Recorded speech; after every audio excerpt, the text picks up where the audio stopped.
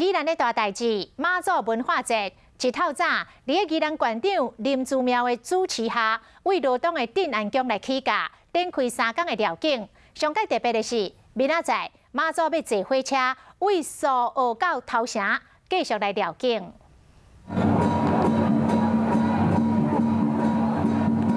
一透早就锣鼓声，南洋妈祖文化节今仔日对罗东镇安宫起驾。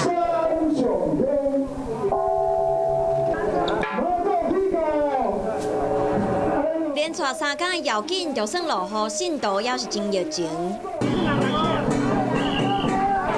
去年宜兰妈祖出巡坐渔船，今年绕境改坐蒸汽火车，对苏澳到头城。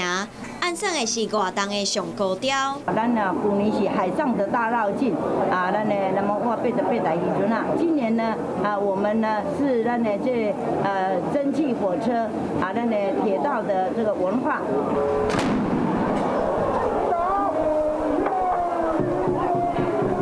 县长林祖妙讲，3天的绕境伊会对到底，绕境的顶头按算会吸引2、3千人参加。